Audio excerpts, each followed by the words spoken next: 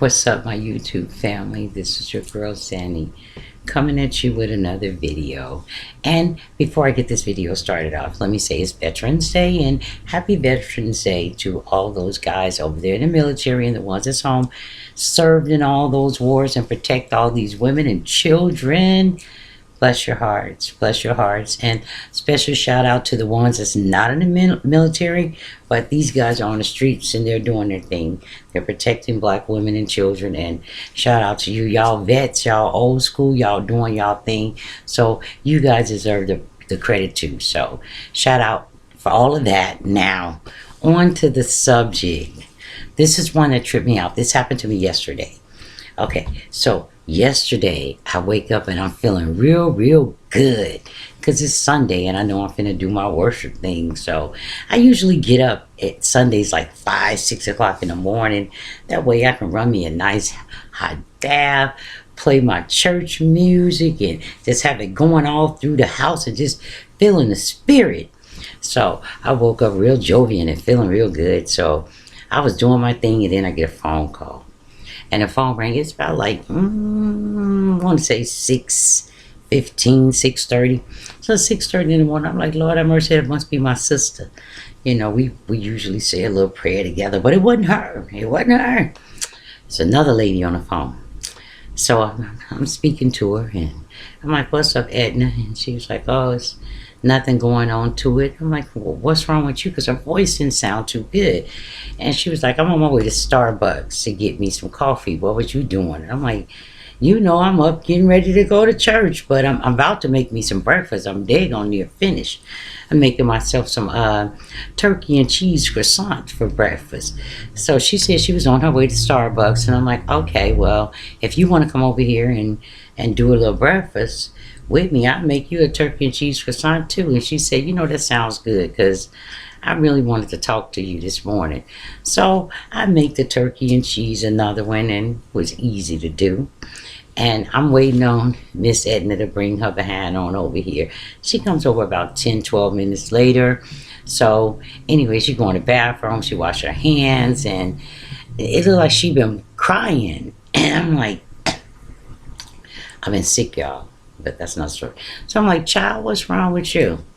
And let me tell you a little bit about Miss Edna. She about, what is Miss Edna about? I want to say 47, 48 years old. But she been married for about 18 years now. Yeah. So I said, what's going on?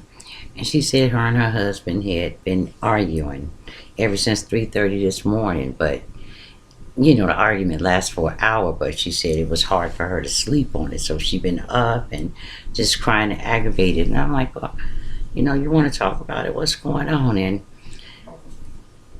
she said she's sick of it. I said, what's your problem? She said she's sick of it. She said he woke her up at 3-something in the morning, wanting her to submit, wanting a little loving from her. And she says she's sick of it. She says this is every day, every night, shall I say. For the past 18 years, it's been going on that way for her. She says she's tired of it. She don't want to be bothered with it anymore. It's putting bags under her eyes, and it's really messing with her sleep. So I started laughing, and I said, you know what? I can relate to it because when you're in a marriage for a long period of time, and this becomes a habit, it's a habit to the guys to where, you know, they need to do their little something so they can go to sleep. It makes them sleep easier for some reason. But for the women, it may be something else to where they not feeling that shit. And Edna she not feeling it no more. She's just not. She's like, I don't want to deal with it. I'm sick of it. I'm tired. She says he think about himself when he do it, and she don't want to do it every day. And it left up to her. She didn't want to do it at all because she's sick of it. It's old. It's played out. So she was like, and I just don't know what to do. I'm like, well, tell them. I have told them, and that don't work. I said, well, girl, shit, hell. Turn your ass around backwards and let them go in and call it a day. Let them get it over with, or lay down flat. Shit. And she's like, no, I can't do that either. Because he want the works, baby, the whole works. I'm like, okay, the works, baby, the whole works. But that's what he wants. So I'm like, okay, girl, well, tell you what, either you gonna submit or y'all gonna continue to fight. Simple. So she went on home, and I did my thing, went to church and got my service on and did everything I wanted to do, worship real good. Came back home and boom, I'm doing my dinner. It comes around dinner time. I get a phone call. A phone call. So I answer the phone. What's going on? It's my little niece. She like, what is she, 33, 34? And she has a good marriage. Black people. Good marriage. Younger people and a good looking couple. She just had a baby. They just had a baby, and she got her tubes tied. So now she's all healed up, and she's calling me and she's like, Auntie. I'm like, what's going on? And she said, can I talk to you? I said, I got the time. Go ahead. She said, oh, he's getting on my nerves. And I said, who? And she was saying her husband. And I said, well, where is he at? He went to the store right now. I said, well, what's the problem? He keeps wanting to have sex constantly. This just happened since I got my tubes tied, and now he just wants to keep constantly touching me. And that's, girl. I told her, child. You just gonna have to make do and manage and be bothered with him. Them tubes just got tied. Y'all been married for 6 years now, and he had to worry about if you gonna get pregnant because y'all want to plan these things. You got your boy, you got your girl now. Your tubes is tied. This here is the loving days for him now, so you might as well get ready to submit. Period. But I'm tired of submitting, she said. She says, that's all he thinks about when he comes in, when he goes to sleep. Like I told her, you turn your ass around, bend over, and let him go on in there.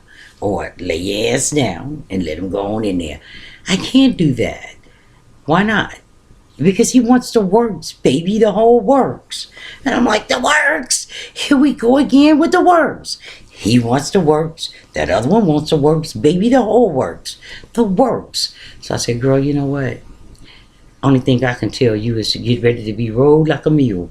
Because them tubes is tied and he can do what he got to do without all that on his mind. He get to release with pleasure. So... and you look nice too, so you might as well get ready to let him pleasure himself with you. You go on ahead to get ready. So that was my advice to her.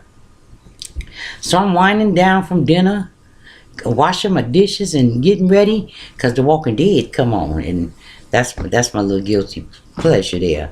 So I'm about to watch my Walking Dead, and I get a phone call, and it's another woman. And she comes calling, and I said, where are you at? She said, well, I'm driving, but I'm right around the corner from your house. And I said, what you doing around the corner from my house? Well, I was going to come over, but I know how you are. You like people to phone first. Yes, I do. I could be getting into a little something. But she was like, yeah, you know, you ain't doing nothing. This is true, but it could happen. You never know. Hell. Anyway, so I told her, girl, come on. So she comes on over, and she comes in, and lo and behold, she crying, eyes bloodshot red, another one.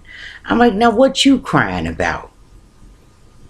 Same problem. Now, I thought she was going to be crying about something else, because she moved from South Carolina back to here because her and her husband went through a divorce about 2-3 years ago, and she moved to South Carolina with her family members, and she left their boys, she left them with him, and she moved out of the house and left everything. They divorced, gone. So I've been knowing her for a long time, but she just recently moved back into town because the ex-husband and her have been talking, and she's not really getting along with her family too tough down there. So that's why I thought she was having those type of problems, but it turns out she wasn't. So anyway, she moved back in with her ex-husband, and they decided to combine incomes and raise the boys together, but not as a boyfriend-girlfriend type situation. Y'all hear me, right? Anyway, when she moved out, when they divorced and she moved down there to South Carolina, that man was already big. He was already a big dude, but 4 years done passed now. She come back, this sucker is huge. Huge. Anyway, I'm talking about 400, 500 pounds. Huge, big dude. Anyway, so she's saying that he is breaking the deal. He's trying to break the deal. And I'm like, what? You all made the agreement when you got there that you would pay half on everything. He would pay half, and you all could do all the activities and stuff with the boys. That's what they did, and they're flourishing as far as finance is concerned, because he was drowning and she was drowning. They got back together. They made it. They got them a life raft, and they're back in action again. So they're doing their thing. But on the inside, he wants loving. But I told her when she moved back, I said, but before she even got back, I told her, girl, what you gonna do when he rise up on you like that? What y'all gonna do? Are y'all gonna make a rule where you could date people and he could date people? How's that gonna work? Well, both of us aren't dating anybody, so, and we don't have any plans to date anybody, so that's how that's gonna work. I'm like, girl, if y'all ain't got no plans to date nobody, y'all want to date each other. Girl, I don't see him like that, and he don't see me like that. Well, apparently, like I told her, you cannot see him like that all you want, but he's gonna see you like that. He's gonna see you, and he may not even be looking at you like that. He may not even be attracted to you like that. But after a while, coochie is attractive. I don't care what you look like.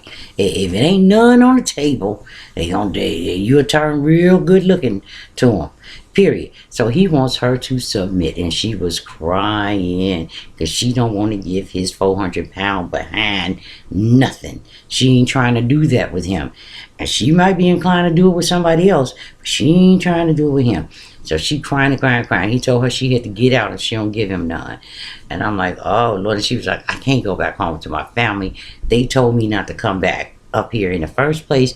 I'm going to face humiliation if I go back there. I'm like, girl, please, you're going to be humiliated if you do that. So why don't you just skedaddle? I want to be next to my boys. I told her, turn your ass around, bend over. Turn her around and bend over. Or lay there and let him do what he got to do. You know what she says to me? He won't accept that. I've tried that before. He wants the works. The works. The works, baby, the whole works. And it made me say, what is the works? What is the works? What is the works? And you know what the works is? The works is a lot of extras. Extra. I mean, somebody even said, because I asked these 3 women, what are the works? Somebody said that people want they nipples twisted and turned. They want penis sucked. They want booties going into. Are you kidding me? Are you kidding me? No. Like I told them, I don't know what to say for you. I'm single. I'm free. I don't have to submit to people.